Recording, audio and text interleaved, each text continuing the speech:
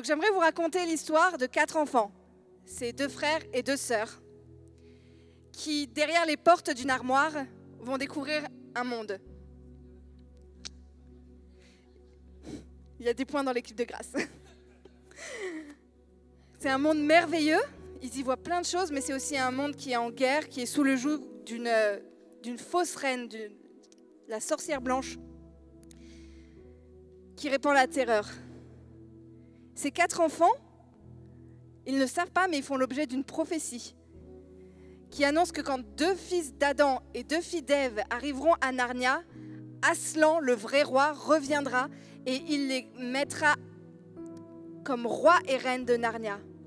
Et ainsi, la vie, la paix pourra revenir à Narnia. Mais avant que cette prophétie elle s'accomplisse, l'un d'entre eux se perd et va les trahir. Comme il se rend compte de son erreur, il est sauvé par les alliés, mais la sorcière veut exercer son droit sur lui. Elle dit, les traîtres, ils sont à moi. Je les ai, ils sont pour moi. Leur sang m'appartient. Aslan va entrer en négociation avec elle. Elle va laisser le frère tranquille qui s'appelle Edmund. Mais ce qu'ils ne savent pas, c'est que Aslan va aller prendre la place d'Edmund. C'est lui qui va se sacrifier sur la table. C'est lui qui est tué. Mais il n'est pas que tué, on le tond aussi, on lui arrache sa crinière, on l'humilie, on l'attache. Et il meurt devant les 2 sœurs.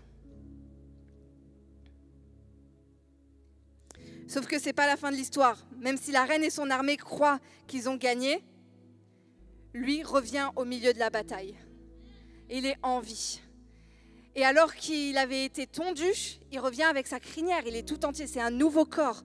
La pierre s'est brisée et il revient totalement en vie et magnifié de gloire. Les enfants ont combattu dans cette guerre. Les 4 enfants ont eu leur part. Mais c'est Aslan qui a mis un terme, un point final à la vie de la sorcière. C'est lui qui a gagné.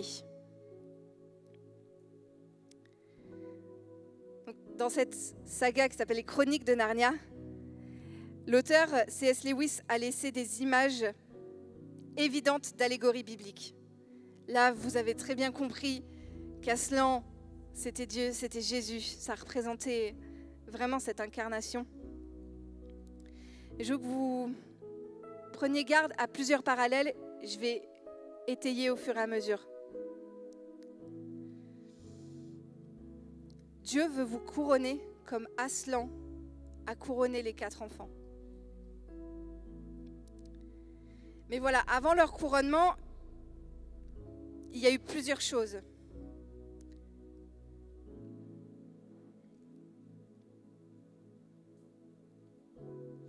Ils reçoivent une identité quand on leur dit qui ils sont. Vous êtes les enfants de la prophétie, vous êtes appelés à être les rois et reines. Ils sont un peu hésitants au début, puis ils l'acceptent. Ils acceptent ça. Ok, on n'est pas encore couronné, mais on accepte cette identité. On accepte qui on est, qui vous déclarez que nous sommes, qui Aslan déclare que nous sommes.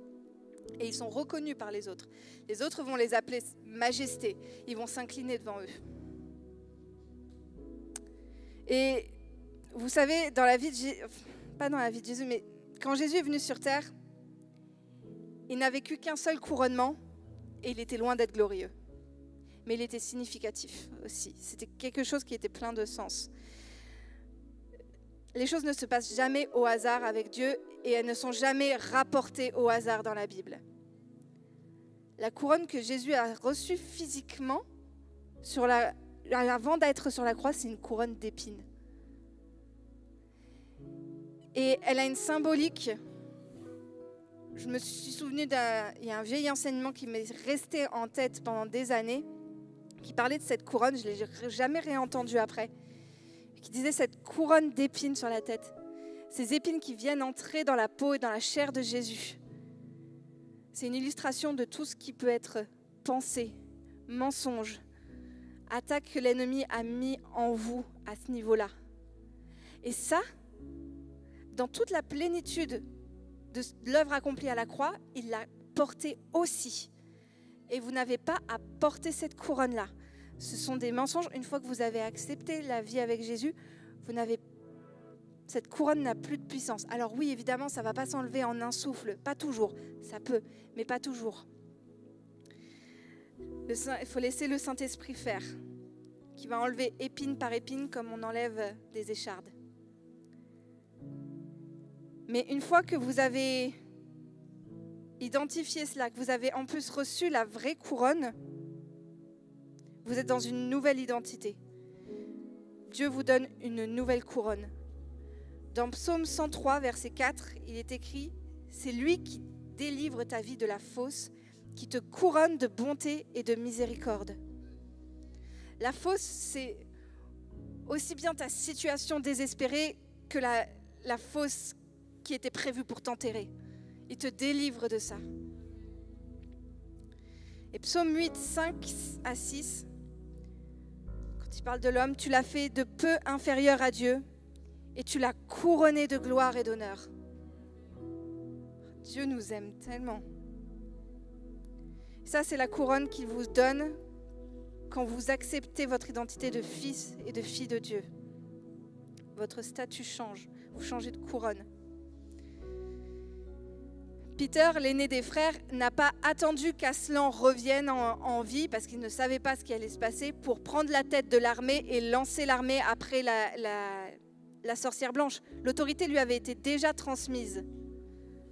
Il avait déjà accepté. Donc il avait le droit de « Ok, je lance l'armée ». Et nous, c'est pareil, on a une autorité. Quand Dieu nous appelle fils et filles, on a une autorité, il faut se saisir. Cette couronne qu'il vous donne, maintenant, il vous l'a donnée, c'est à vous de la recevoir, c'est à vous de vous en emparer. Mais il y a aussi une autre couronne dont on parle.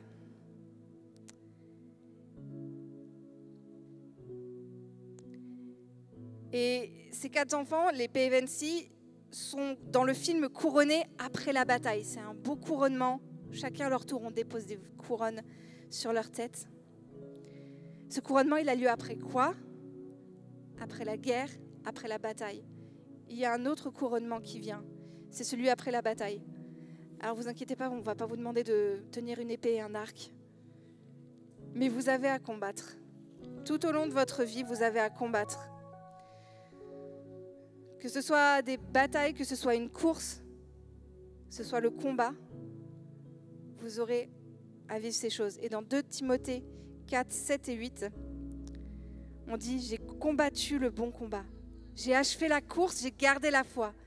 Désormais, la couronne de justice m'est réservée. » Il y a une couronne qui nous attend. Et dans 1 Corinthiens 9, 25, tous ceux qui combattent s'imposent toute espèce d'abstinence. Ils le font pour obtenir une couronne corruptible. Mais nous, faisons-le pour une couronne incorruptible. Ce n'est pas quelque chose de matériel dont on parle. Ce n'est pas pour de la gloire, ce n'est pas pour des honneurs, ce n'est pas pour des lauriers qu'on est en train de parler. C'est vraiment ce que Dieu nous dit. Vous attachez pas aux choses d'en bas, mais aux choses d'en haut. Et c'est cette couronne des choses d'en haut dont on veut se saisir. Donc voilà ce que je veux dire. Comme ces enfants, vous êtes appelés à être rois et reines. Ça, c'est clair. Dieu veut vous donner une nouvelle couronne de bonté, d'amour, d'honneur. Là où l'ennemi a voulu mettre l'humiliation, la souffrance. Vous avez la bonté, l'amour, l'honneur, la joie. Il veut vous donner une nouvelle identité, une nouvelle position, une nouvelle autorité. Ne vous les laissez pas voler par la couronne d'épines que l'ennemi a voulu vous mettre sur la tête. Parce que cette couronne a été portée à la croix pour vous. Ne vous laissez pas faire par les pensées, les mensonges. Vous êtes couronnés de gloire et d'honneur. Vous êtes enfants de Dieu.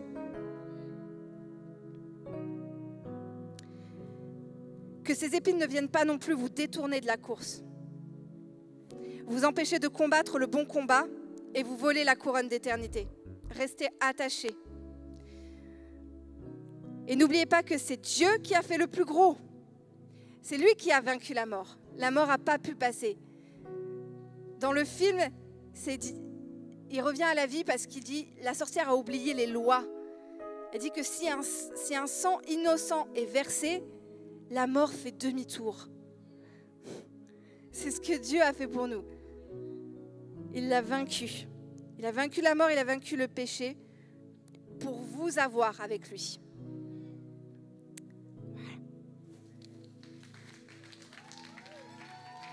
Amen, amen, amen, amen. Oh, alléluia. Ça commence fort, hein? Amen, amen, amen, amen. Alléluia. Excellent, Anaïs. Gloire à Dieu pour cela. Gloire à Dieu pour cette parole. On continue. Alléluia. La deuxième lame. Alléluia. Sorel qui va libérer. Que Dieu te bénisse.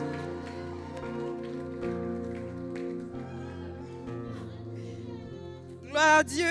Amen. Bonne fête à toutes les mères. Merci Seigneur. Alors, mon titre, je vais lire Ésaïe 62, chapitre 62, versets 3 à 5. La Bible dit « Tu seras une couronne splendide dans la main de l'Éternel, un turban royal dans la main de ton Dieu.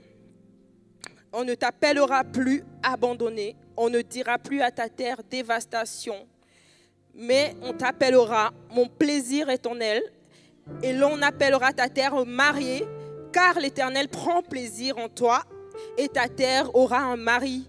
Tout comme un jeune homme épouse une jeune fille vierge, tes descendants deviendront pour toi pareils à des époux. Et tout comme la fiancée fait la joie de son fiancé, tu feras la joie de ton Dieu. Alléluia. Mon thème aujourd'hui, le titre de ma prédication, c'est comment faire la joie de ton Dieu. Comment être cette couronne splendide dans les mains de l'Éternel. Nous prions. Seigneur, je te remercie pour cette journée, pour cette merveilleuse journée que tu as faite. Merci Seigneur, parce que cette journée, elle est belle et nous voulons proclamer le nom du Seigneur. Nous voulons déclarer que tu es tout puissant et que tu as vaincu, Seigneur. Merci de oindre chaque mot qui sort de ma bouche. Saint-Esprit, je te demande de m'aider maintenant. Je te demande de m'aider à prêcher, de toucher un cœur par cette parole, Seigneur, et que vraiment quelqu'un ressort fortifié, encouragé. Nous avons besoin de toi, Seigneur. Dans le nom de Jésus-Christ, nous avons prié. Amen. Alléluia. Comment être cette couronne splendide, éclatante dans les mains de l'Éternel? La couronne, en fait, c'était faite en feuillage et c'était faite pour remettre aux vainqueurs, en fait. Anciennement, dans les jeux grecs, on remettait une couronne faite de feuillage et on leur donnait parce qu'ils avaient vaincu, pour couronner vraiment leur victoire. Et pour qu'il y ait victoire, pour qu'il y ait une couronne, il fallait une victoire. Et qu'est-ce qui peut nous emmener à cette victoire aujourd'hui? En tant qu'enfant de Dieu, comment obtenir cette couronne splendide? C'est l'obéissance. C'est ça le point que je vais développer avec vous aujourd'hui. L'obéissance nous donne la victoire.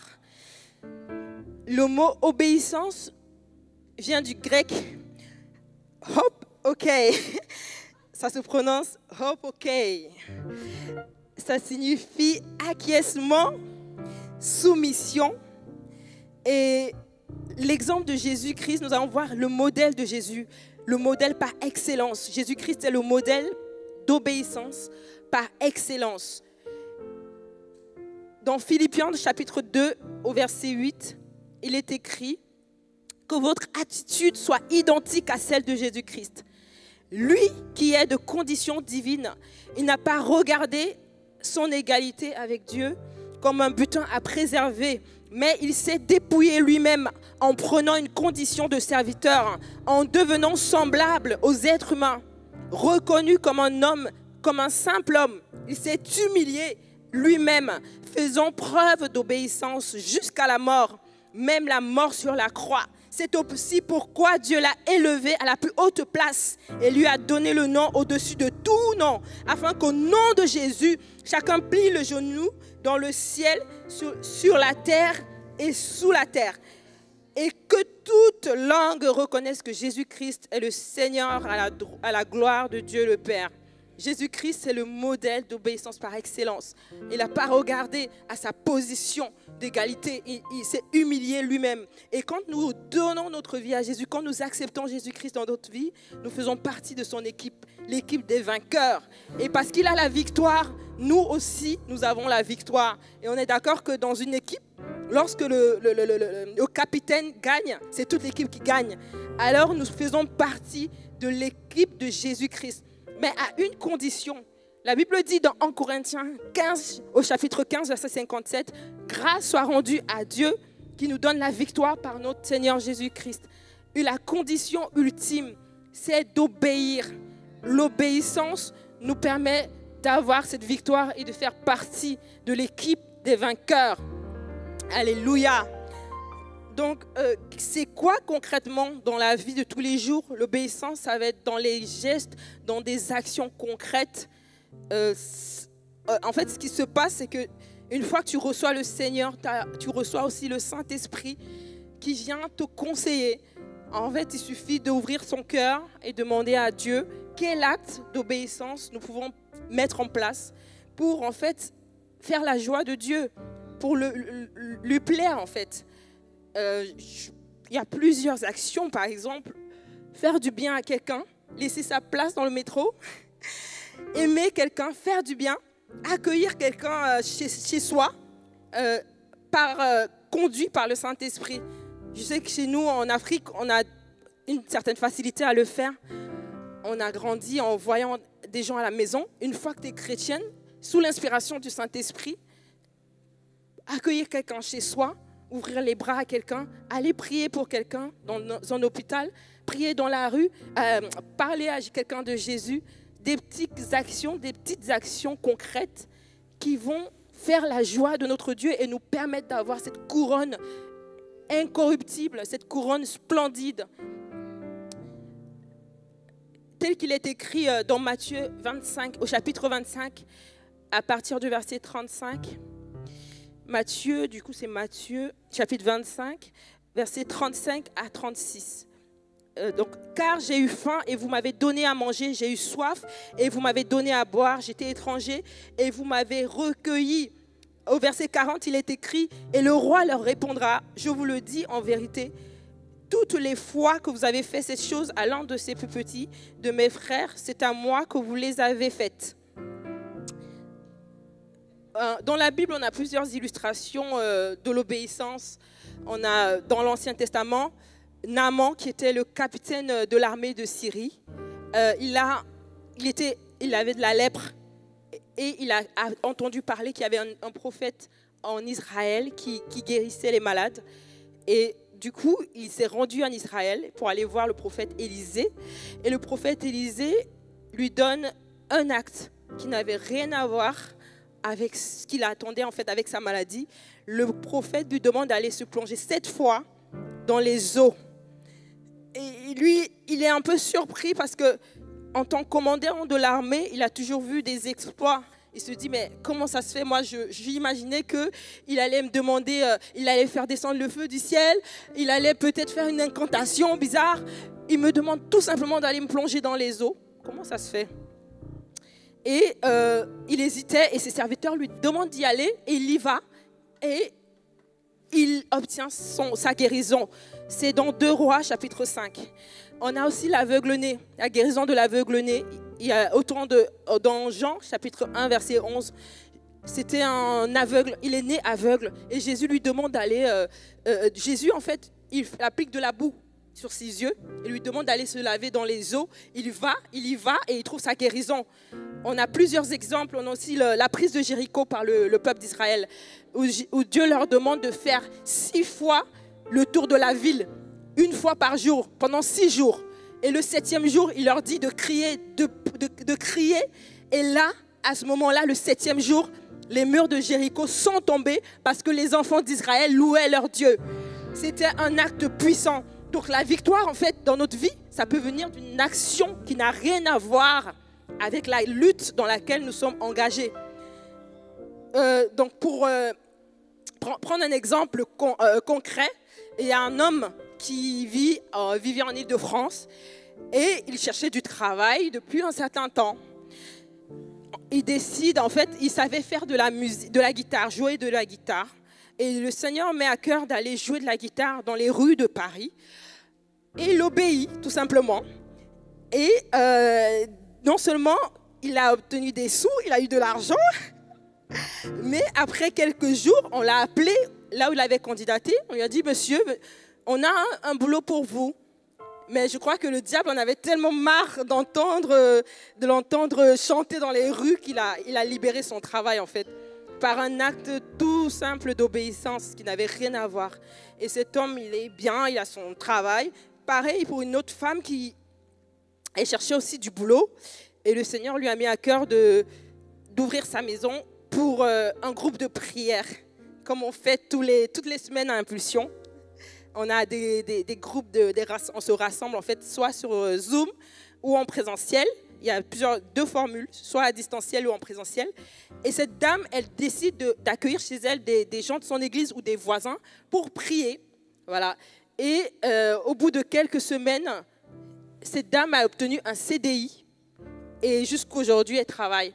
Donc je voulais vraiment nous encourager, bien-aimés, à obéir, même dans les actes les plus petits, de suivre l'exemple de Jésus-Christ, qui a obéi jusqu'à la mort. Il s'est humilié et il a obéi. Et c'est par cette obéissance que nous pourrons obtenir cette couronne incorruptible, cette couronne splendide. Nous pourrons devenir cette couronne entre les mains de notre Dieu.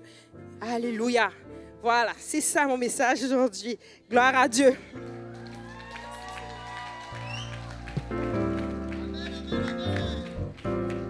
Amen. Est-ce qu'on peut acclamer le Seigneur? Alléluia. Amen, amen, amen. Allez, qui reçoit? Je lève mes deux mains. Amen, amen, amen, amen. Alléluia. Alors, une lame, deux lames, trois lames maintenant. Alléluia. Et excellent, Sorel, excellent. Et maintenant, on va accueillir chaleureusement Gilbertine. Alléluia. Que Dieu te bénisse.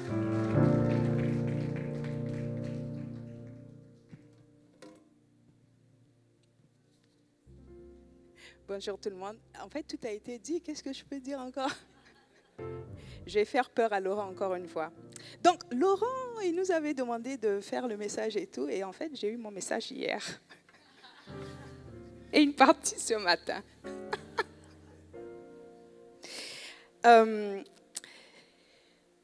J'aimerais qu'on se replonge dans la Bible et qu'on reparte très, très, très loin au moment où Jésus a été arrêté.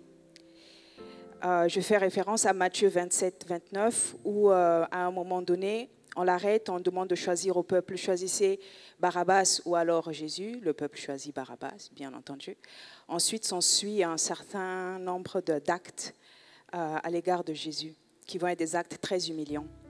J'aimerais juste que vous fermiez les yeux, que vous repassiez l'image, que vous faites partie de ce peuple qui est autour, et Jésus au milieu, on le déshabille, on lui retire tout ce qu'il avait. Et pour couronner le tout, il y a les gardes qui tressent une couronne d'épines, qui posent sur sa tête. Et ils lui mirent également un roseau dans la main droite, puis s'agenouillant devant lui, il se moquait de lui en disant « Salut, roi des Juifs ».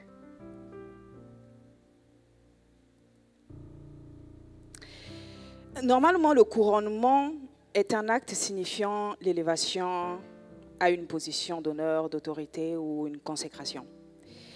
Mais ici, les soldats, sans le vouloir, ont matérialisé en fait quelque chose qui s'était passé dans le jardin d'Éden. Ils ont matérialisé l'invisible, la malédiction invisible qui couronnait l'humanité. Un système de pensée corrompu, qui est d'ailleurs à l'origine de très grands maux.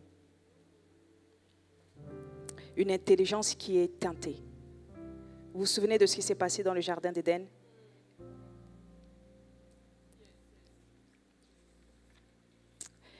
les soldats, en réalité, si on fait un zoom, ils ont matérialisé cette condition humaine et en la déposant sur la tête de Jésus, pensant se moquer. En fait, ils ont ouvert, comme nous on fait des actes prophétiques, ils l'ont fait à leur insu. Dans leur fierté, dans leur orgueil, ils ont déposé la condition humaine qui est cette malédiction invisible qu'on ne voyait pas. Ils l'ont matérialisée, déposée sur la tête de Jésus, ce qui lui donne en fait l'opportunité de racheter la couronne ultime et de déposséder Satan de sa position de roi acquis dans le jardin d'Éden. Et d'ailleurs, c'est cette position-là qui lui a donné l'audace de tenter Jésus. Ces royaumes et cette gloire m'appartiennent. Honore-moi, loue-moi, et je te donnerai tout ça.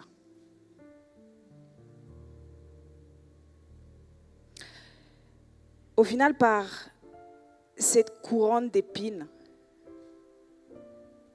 cette humiliation, Jésus, en fait, ce qu'il a fait, c'est qu'il a racheté par sa fidélité jusqu'à la mort. Parce que la couronne, il l'a portée jusqu'à la croix. Et par l'achèvement de cette marche qu'il a dû faire avec, non seulement il avait la croix, mais il avait aussi les épines autour de la tête. Il y a eu comme un échec et mat de la part du Seigneur, de l'Esprit de Dieu. Oui, les humains voyaient l'épine, la couronne d'épines, l'humiliation, la honte, le rejet.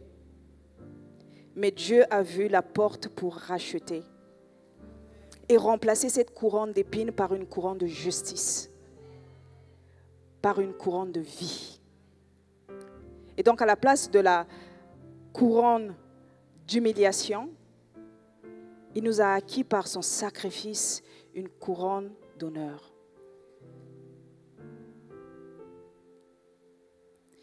En réalité, il y a plusieurs couronnes, mais on ne va pas rentrer dans tout ce détail-là. Le point ici est ceci. Les couronnes acquises par le Seigneur Jésus, la couronne de vie, la couronne de justice, nous fait rentrer dans de nouvelles responsabilités, dans une nouvelle autorité et dans un nouvel état d'esprit. La question qui se pose, c'est quand je porte la couronne d'honneur, de justice et de vie, est-ce que j'ai le mindset, l'état d'esprit associé qui me permet de le porter avec grâce et avec puissance?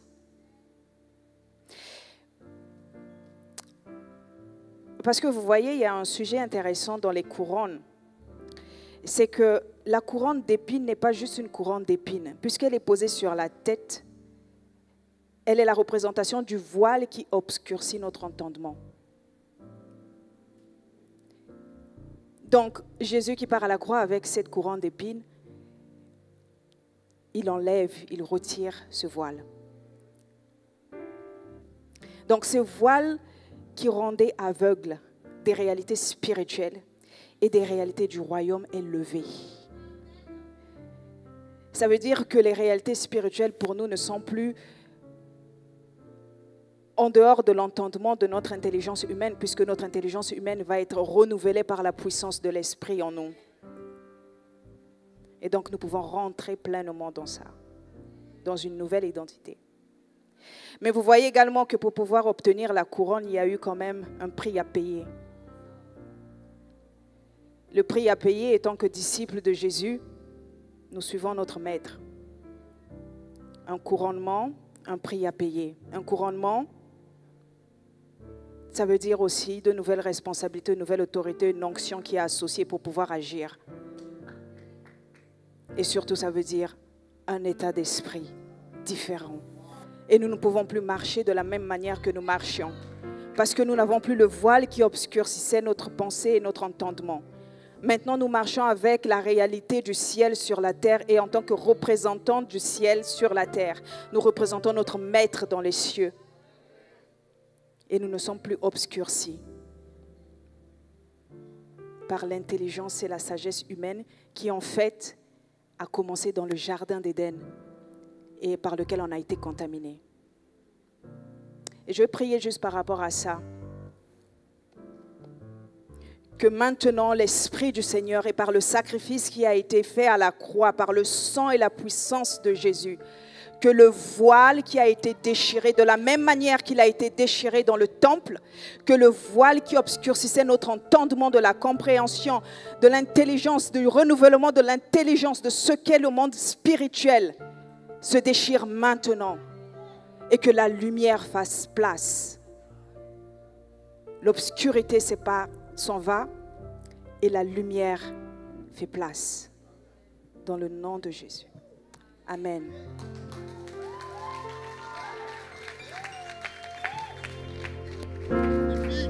Amen, magnifique, alléluia.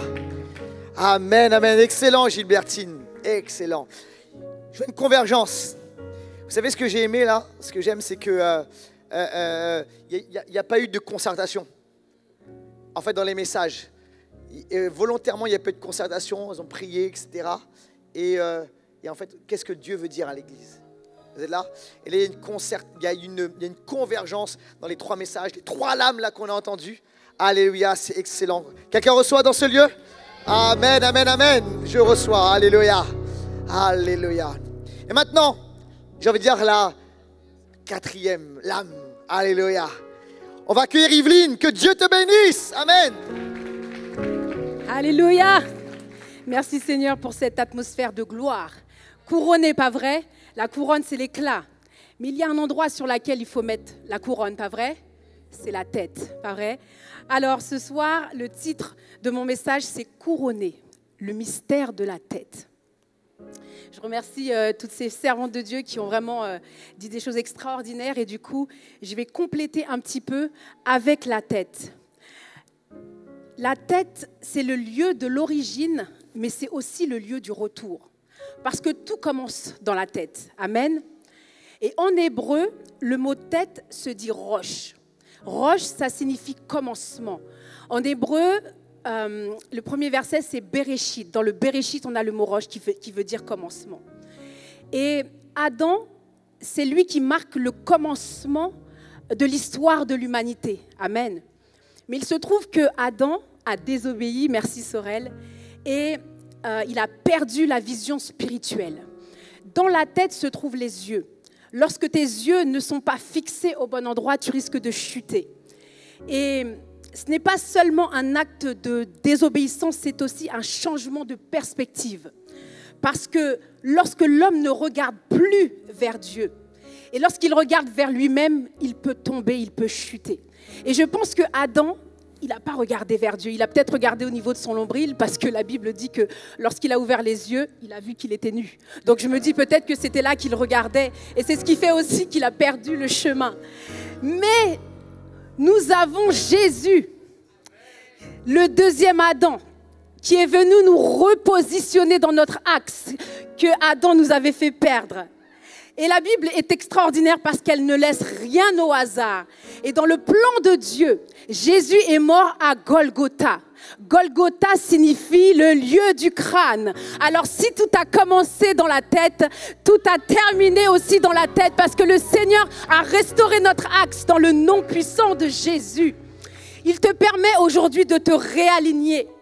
Et oui, il a reçu une couronne d'épines. Une couronne d'épines parce que le monde ne voulait pas recevoir l'intelligence de Dieu sur eux. Le monde ne voulait pas être guidé par la pensée de Dieu. Ils préféraient leur pensée, alors ils ont tourné en dérision notre Seigneur Jésus. Mais si la tête représente le point de départ et s'il présente aussi le point de retour, alors dessus, il faut qu'on pose cette couronne. Mais ce n'est pas n'importe quelle couronne. Ce n'est pas une couronne corruptible, comme on dit les femmes de Dieu tout à l'heure, mais c'est plutôt le signe d'un chemin parcouru. Oui, l'apôtre Paul a dit « J'ai combattu le bon combat de la foi, j'ai achevé la course, désormais la couronne de justice m'est réservée. » Amen. Il y a beaucoup qui veulent une couronne, mais ils ne veulent pas passer par la croix. Désolé, il y a un travail à faire pour recevoir cette couronne. Et lorsqu'il te dit qu'il a combattu le bon combat, et qu'il a reçu la couronne, il ne te parle pas d'un diadème en or, il parle plutôt d'un accomplissement. Parce qu'il dit qu'il a reçu la couronne de justice. Il a combattu contre sa chair. Il a combattu contre l'oubli de Dieu. Il est resté connecté. Ses yeux étaient toujours fixés vers le Seigneur, chose que peut-être Adam n'a pas fait. Alors aujourd'hui, ce que j'aimerais te dire, c'est que la vraie couronne, c'est la sagesse. La vraie couronne, c'est la connaissance du cœur de Dieu. La vraie couronne, c'est lorsque la lumière de Dieu est au sommet de ta vie. Parce que ta tête, c'est le sommet de ton corps. Et si la lumière qui est sur ta tête n'est pas allumée, le reste du corps ne peut pas être éclairé. Et s'il n'est pas éclairé, tu vas tomber dans un trou. Il est important de recevoir cette lumière comme une couronne. Et c'est la raison pour laquelle être couronné, c'est vraiment retrouver ton identité en Christ. Il y a un verset dans Apocalypse 22 que j'aime beaucoup. Et parlons d'Apocalypse, donc on parle de la fin. Il dit qu'ils verront sa face. Et son nom sera sur leur front. Il parle de nous. La Bible dit que Jésus a reçu le nom au-dessus de tout nom. Et lorsqu'il dit qu'il a reçu le nom, moi je vois comme s'il avait reçu une couronne pour mettre sur son front. Parce que la couronne repose sur le front. C'est sur le front que la lumière est. C'est sur le front que lorsqu'on va faire l'imposition des mains, que tu vas recevoir l'onction du Seigneur. Parce que c'est cette zone-là qui doit être éclairée pour éclairer tout le reste de ton corps. Et la couronne se positionne sur ton front. Alors, j'aimerais te poser cette question cet après-midi. Est-ce que tu veux recevoir cette couronne? Est-ce que tu veux recevoir cette lumière qui va t'éclairer sur le chemin de ta vie? Alors, si tu veux la recevoir, j'ai qu'un seul mot à te dire. Verticalise-toi. Et j'utilise le mot vertical pour la simple et bonne raison que c'est la différence de horizontal, pas vrai? Lorsque tu te verticalises, tu rentres dans ta royauté. Lorsque tu restes à l'horizontale, tu restes dans ton animalité. J'ai compris quelque chose. C'est que les animaux, moi, j'ai jamais vu un chien venir me checker comme ça devant, debout. Never. Tu ne peux pas être un animal et marcher dressé. Même s'il se dresse, c'est pour un petit temps. Après, il retombe sur ses pattes parce qu'il est horizontal. Mais toi, tu es venu pour être vertical. Tu te redresses. Tu te redresses pour recevoir cette connexion. Tu te redresses pour te mettre dans ton axe, pour que le Seigneur t'envoie tout ce dont tu as besoin pour te guider dans ta vie. Alors aujourd'hui, j'ai envie de te dire, relève ta tête. Servante de Dieu, relève ta tête. Serviteur de Dieu, relève ta tête. Tu ne peux pas chercher la lumière de Dieu en ayant la tête baissée. Tu ne peux pas être couronné en ayant la tête baissée. Une couronne se met sur une tête qui est dressée. Je ne sais pas qu'est-ce qu'il fait que dans ta vie, tu es courbé. Mais la Bible dit qu'il y avait une femme qui était courbée, qui était infirme. Et le Seigneur a prié pour elle, elle s'est redressée. Il est important d'être verticalisé parce que c'est en étant dans l'axe que tu vas recevoir toutes les révélations, toutes les paroles et tout ce que le Seigneur a à te dire. Alors, si longtemps tu t'es plaint, si longtemps tu as été courbé, si longtemps tu as été écrasé sans comprendre Dieu, le Seigneur te demande de lever ta tête. La Bible dit que lorsque tu cherches le secours, où est-ce qu'il faut la chercher? Le secours, c'est en haut. Alléluia. Merci Seigneur. Alors être couronné, ce n'est pas seulement briller devant les hommes. On l'a dit tout à l'heure, c'est devenir fils et fille de Dieu. C'est reprendre ton identité. Et moi, j'aime beaucoup tout ce qui brille et mon mari le sait. Et il m'achète beaucoup de bracelets, beaucoup de bagues et que le Seigneur le bénisse pour qu'il m'en achète encore. Mais ce n'est pas ces pierres-là que le Seigneur attend, pas vrai? Alors aujourd'hui, je déclare sur ta vie que tu es couronné d'intelligence spirituelle, que tu es couronné d'une pensée renouvelée, que tu es couronné d'une conscience que tu es aimé de Dieu et que le Seigneur souhaite habiter en toi. Reste la tête vraiment dressée parce que tu vas recevoir du Seigneur une révélation que tu n'as jamais eue avant, une lumière que tu n'avais jamais eue avant. Et là, tu vas te connecter vers le Christ qui est la tête. Connecte-toi vers le Christ. Et il viendra habiter aussi ta tête. Et ainsi, le Seigneur fera de ton intelligence et de ton esprit un lieu de révélation, un lieu de face à face avec Dieu. Et il fera de tes pensées le trône de sa paix. Gloire à ton nom, Seigneur Jésus. Alors aujourd'hui, j'aimerais t'encourager et te dire ceci. Retiens ferme ce que tu as. Retiens tout ce que les servantes de Dieu ont dit, afin que personne ne prenne ta couronne. Sois béni au nom de Jésus. Amen. Amen, excellent, gloire à Dieu. Est-ce qu'on peut acclamer le Seigneur? Alléluia, levons-nous ensemble.